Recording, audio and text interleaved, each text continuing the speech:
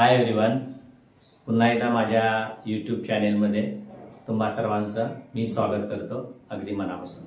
Okay, तर आता 5वी 9वीची परीक्षा आता होते आहे, सुरू होईल. तर त्या दृष्टिकोनातून पॅटचे पण पेपर येण्याची शक्यता आहे. पॅट शासनातर्फे जे लागू होतात आणि नवीन आपला पॅटर्न ठरलेला तो वेगळा असतो. तर त्या दृष्टिकोनातून आजचं मी जरा लँग्वेज स्टडीमध्ये जसं ड्युअल डायरेक्टेड मी घेतलेलं त्याच पद्धतीनं आता ग्रामरची वाक्य मी इथं सोडून दाखवणार आहेत वेगवेगळ्या पद्धतीने, अतिशय सोप्या पद्धतीनं. आणि नेहमी लक्षात ठेवा की विथ टेक्निक जर वापरलं आणि थोड्या आयडियाज वापरल्या मी सांगितलेल्या, तर कुठलंही वाक्य तुम्हाला अवघड वाटणार नाही ग्रामरचं. तर 5वी 6वी 7वी 8वी आणि 9वी यांना जी वाक्य येऊ शकतात पॅटच्या पेपरमध्ये, विशेष करून 8वी आणि 9वी, त्यासाठी आजचा व्हिडिओ मी तयार केलाय. तर मुलांनो, थोडं टेक्निक पुन्हा एकदा सांगतो मुद्दाहून, थोडं टेक्निक लक्षात ठेवा कशी वाक्य सोडायची. जर तुम्ही रूल्सवर गेला तर रूल्स लक्षात राहत नाही. तर तुम्हाला दररोज सोडवण्याचा सराव पाहिजे आणि तुमचं व्हिडिओ ऑब्झर्वेशन पाहिजे. ओके, तर पहिलं वाक्य मी घेतोय. The journey was very comfortable.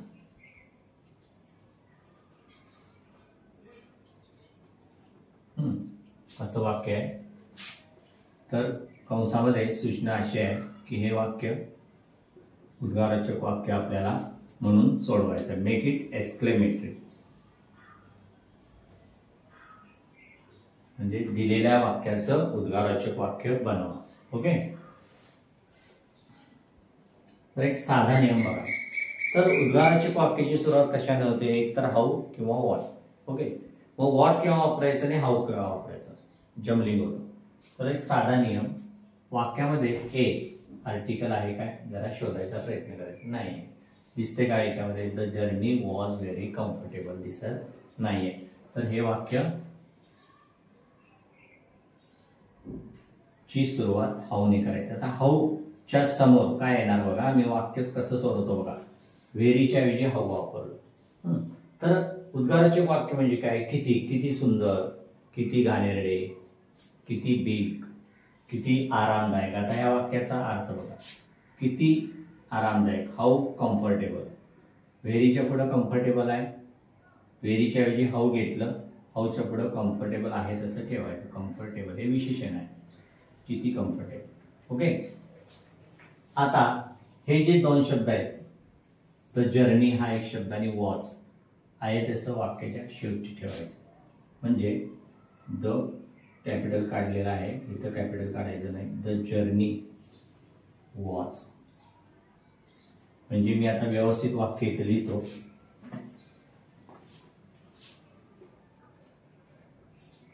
How comfortable the journey was.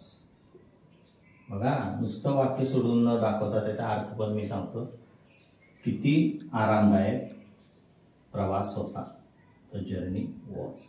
आणि उद्गारवाचक वाक्य म्हणजे एक्सक्लेमेटरी मार्क द्यायला विसरायचं नाही, कारण त्यासाठी अर्धा मार्क आहे. ओके, आता पुन्हा अशाच टाईपचं एक दुसरं वाक्य घेतो, अतिशय सोपं घेतो, अतिशय सोपं. इट वॉज, एक बेसिक वाक्य नेहमी लक्षात ठेवायचं. It was very cold. It was 5वी आणि 8वीच्या स्कॉलरशिप एक्झामसाठी सुद्धा हा व्हिडिओ उपयोगी पडणार आहे. It was very cold. मग असाच नियम, हे बघा, जे वाक्य आपल्याला बनवायचं आहे त्या वाक्यामध्ये आधीच्या वाक्याचा काहीतरी समानार्थी शब्द आलेला असतो. मग प्रश्नातील शब्द आपल्याला कट करायचा असतो. हाऊचा अर्थ काय? किती. मग व्हेरी म्हणजे सुद्धा काय? किती, फार. तो शब्द कॅन्सल केला, त्याऐवजी आपण हाऊ ठेवला. हाऊच्या पुढं आहे तसं विशेषण, किती थंड, हाऊ कोल्ड.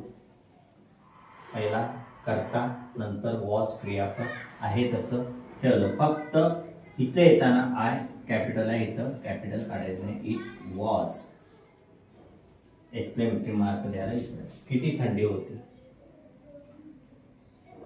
लक्षात येते का बघा, अतिशय सोप्या पद्धतीनं. आता दुसरा नियम काय की दुसरा नियम असा आहे की जर वाक्यामध्ये व्हॉट असेल, ए असेल तर व्हॉटनी सुरुवात होते. फॉर एक्झाम्पल,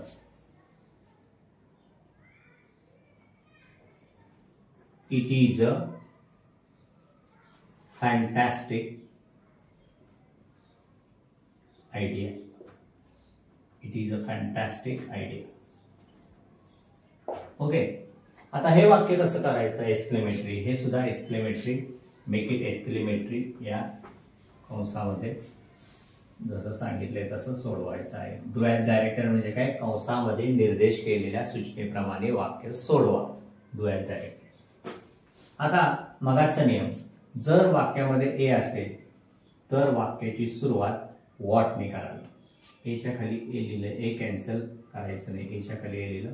आता एच्या पूर्वी व्हॉट लिहिणार आम्ही. आता इथं हवं येणार नाही. फॅन्टॅस्टिक च्या खाली फॅन्टॅस्टिक, आयडियाच्या खाली आयडिया. काहीही बदल करायचा नाही शब्दांच्या क्रमावर. आता फक्त मगाच्या प्रमाणे पहिले दोन शब्द शेवटीला. Idea, it is. Exclamatory mark द्यायला विसरायचं नाही. मुलं हे विसरतात, हे विसरायचं नाही, याला अर्धा मार्क आहे.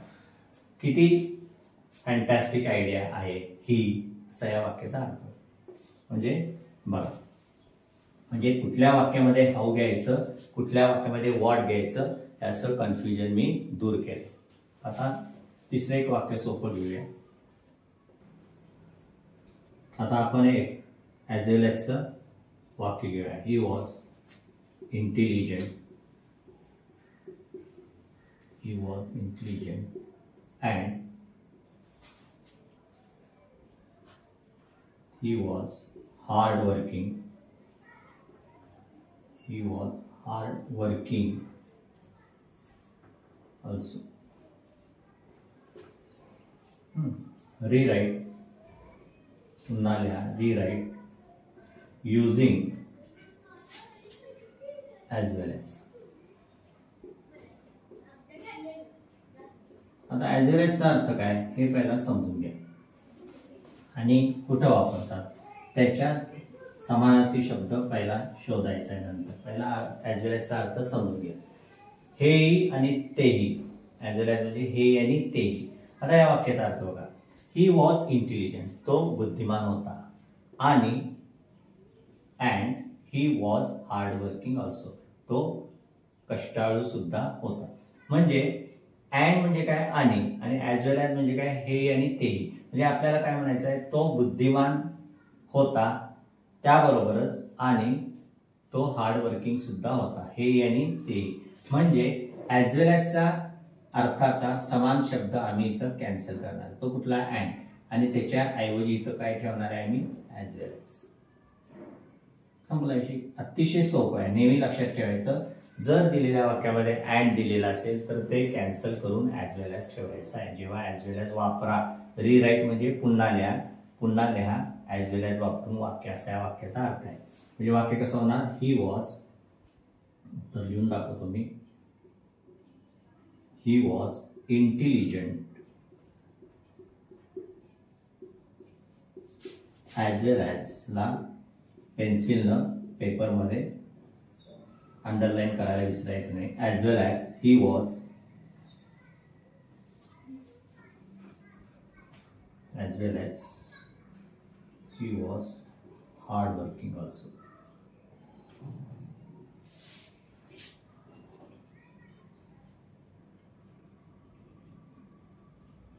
Hard working also. तर असं इथं जागा नाही, स्पेलिंग समजून घ्या. WORKING, hard working also. समजलं, अतिशय सोपं. एक पाचवं वाक्य घेऊया. क्वेश्चन टॅगचं घेऊया.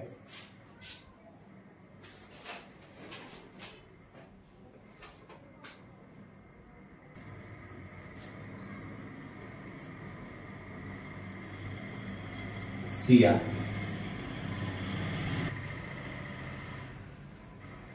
Help Siya help her mother Siya help her mother. बघा आता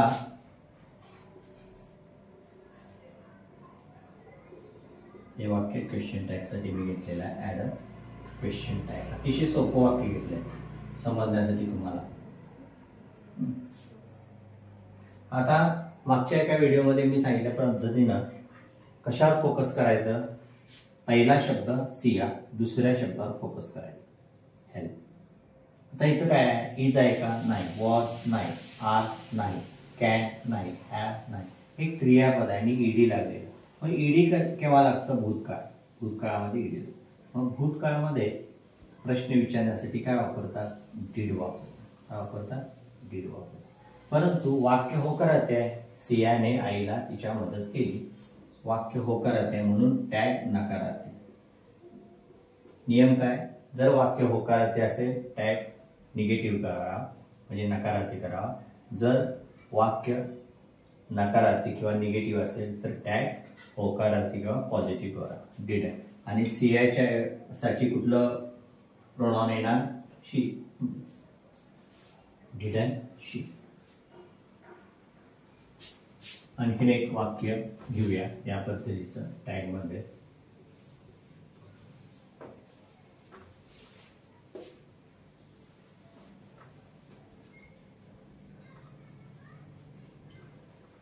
I am afraid of darkness. I am afraid of darkness. तर अशा पद्धतीची वाक्य जेव्हा येतात टॅगसाठी तेव्हा जरासं गोंधळ होतो विद्यार्थ्यांचा.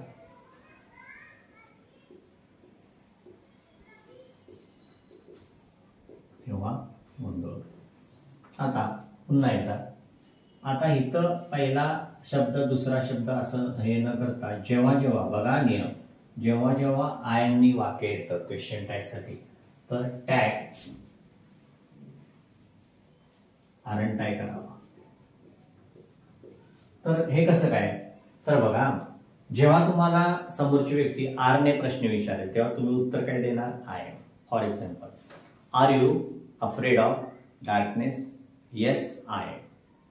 R you Rakesh Sharma. Yes I am. म्हणजे फक्त वाक्य नियम मगाचाच वाक्य होकारते असल्यामुळे आरचं आरंट झालं आणि पहिलं सर्वनाम आहे तसं इथं ठेवलं. त्यामुळं ह्या अशा वाक्यामध्ये विद्यार्थी सर्वसाधारणपणे चूक करतात. एम होकार आहे म्हणून इथं ॲमंट घेतात आणि तिथं फसतात.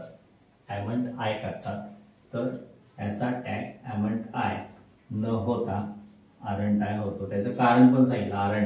आरंट का करतात त्याचं मी कारण पण सांगितलं. लक्षात ठेवा, ते कारण लक्षात ठेवा. समोरची व्यक्ती आर्यूने प्रश्न विचारला असता समोरच्या व्यक्तीने उत्तर आपण आयने देणार म्हणून प्रश्न आरचा उत्तर I.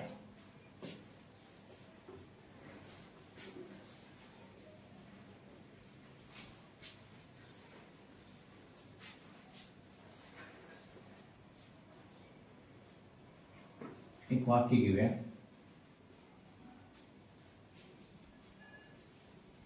It was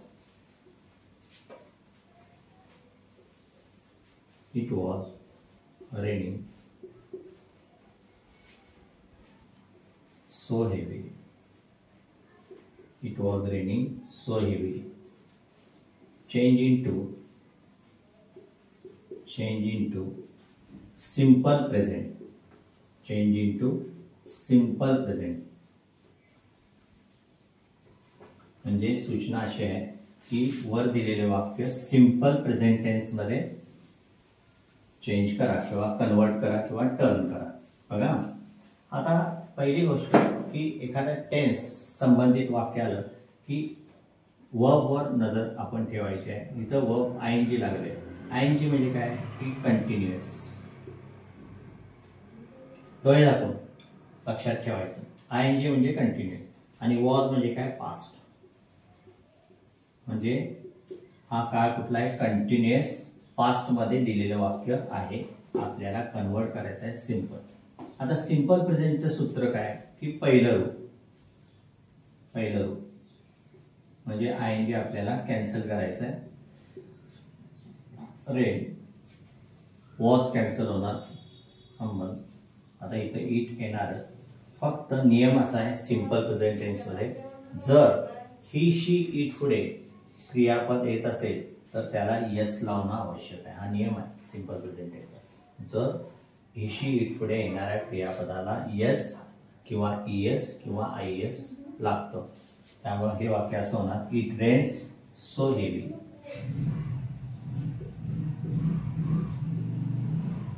it rains so heavy. बघा समजते का? म्हणजे बदल कुठं करायचा आहे आपल्याला? क्रियापदामध्ये, ऍक्शन वर्ड मध्ये आपल्याला बदल करायचे आणि त्याच्या पाठीमागे इज वॉज काय असेल तर कॅन्सल करायचं आहे. सिंपल प्रेझेंट टेन्स मध्ये एक नियम लक्षात ठेवा, इज, आर, वॉज, वेअर काहीही फक्त कंटिन्युअस टेन्स मध्ये ते येते. ओके, पुढचं एक वाक्य घेऊया.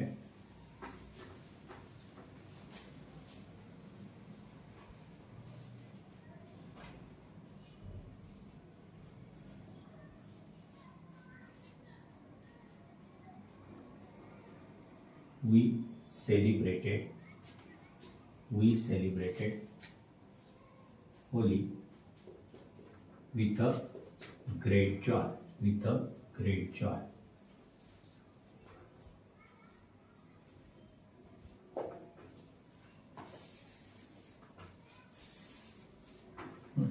Change into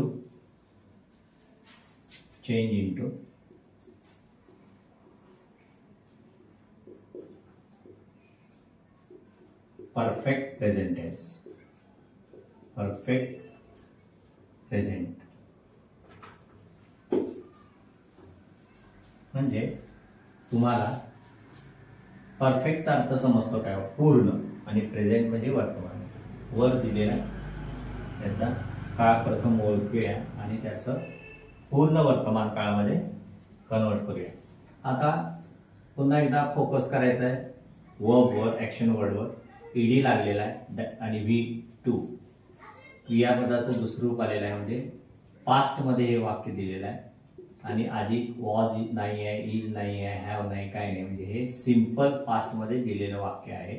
आपल्याला कन्वर्ट करायचं आहे परफेक्ट पास्ट मध्ये. आता एक परफेक्ट पास्टचं सूत्र तुम्हाला माहित आहे काय? सब्जेक्ट प्लस हॅव किंवा हॅज. आता वी आहे म्हणून हॅव येणार, प्लस वर्बचं तिसरं रूप. ज्या क्रियापदांना ईडी लागलेलं आहे त्याचं तिसरं रूप काय येतं? तेच येतं सेलिब्रेटेड. म्हणजे फक्त तुम्हाला कर्ता आणि क्रियापदाच्या मध्ये कुणाला ठेवायचं आहे? हॅव. संपला विषय. एक नियम लक्षात ठेवा परफेक्ट प्रेझेंट टेन्सच्या बाबतीत, आय, वी, यू, दे या समोर हॅव येणार, ही, शी, इट पुढे हॅज येणार. म्हणजे असं तुम्ही थोडंसं मी फास्ट सांगतो बघा, लक्षात ठेवा. I have, we have, you have, he has, she has, it has आणि दे हॅव. हे लक्षात ठेवलं की पॅटर्न सोपा आहे. Celebrated Holy with a great Joy.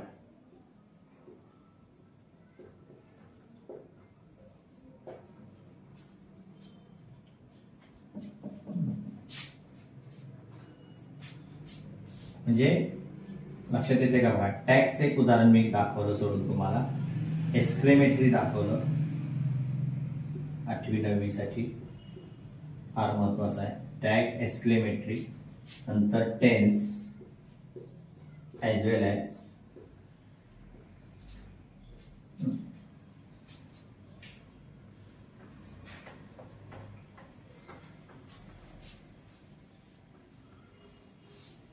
आता एक नॉट ओनली बट ऑल्सोचं वाक्य घेऊया.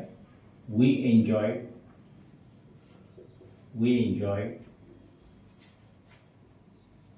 swimming. We enjoyed swimming. Also,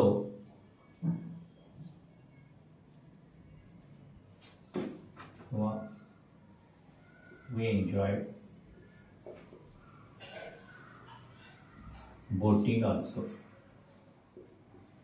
boating also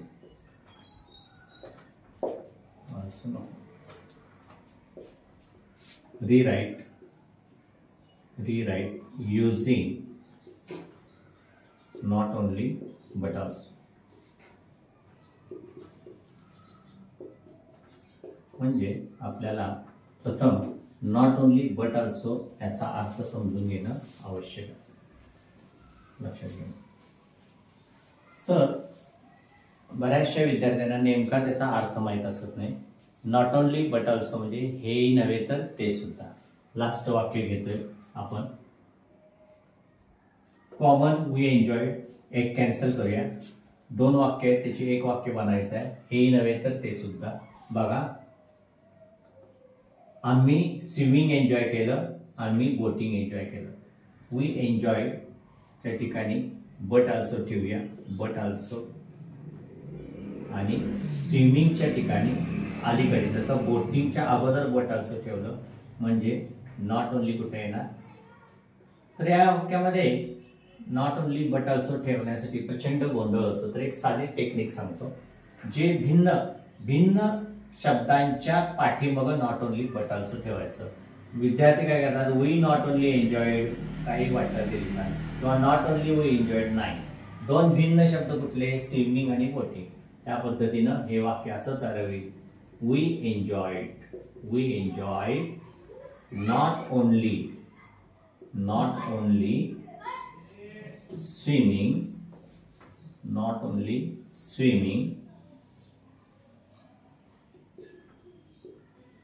but also च्या खाली अंडरलाईन करायला विसरायचं नाही. बट ऑल्सो पेन्सिलनं परीक्षेमध्ये डबल अंडरलाईन व्यवस्थित. बट ऑल्सो बोटिंग म्हणजे या वाक्याचा अर्थ आता असा होईल की आम्ही स्विमिंग नव्हे तर बोटिंग सुद्धा एन्जॉय केलं, हेही नव्हे तर ते सुद्धा वाक्य. त्या पहिला जे not only but also as well as, no sooner than, too याचा अर्थ पहिला समजून घ्या आणि कसं वापरायचं. तर ते मागच्या एका व्हिडिओमध्ये ते मी सगळं समजावून सांगितले. पुन्हा एकदा असे व्हिडिओ घेणार आहे. ओके बॉईज, लक्षात येते ग्रामर.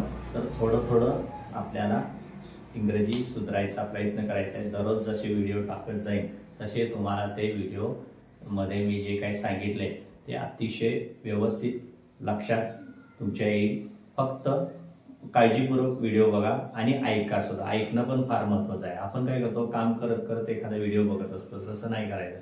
पूर्ण फोकस करून व्यवस्थित कॉन्सन्ट्रेशन करून जर बघितलं तर तुम्हाला व्हिडिओमध्ये जे काही सांगितले मी ते तुम्हाला लक्षात येईल. ओके, तर मुलांनो, तुम्हाला जर आजचा व्हिडिओ आवडला असेल नक्की लाईक करा, शेअर करा.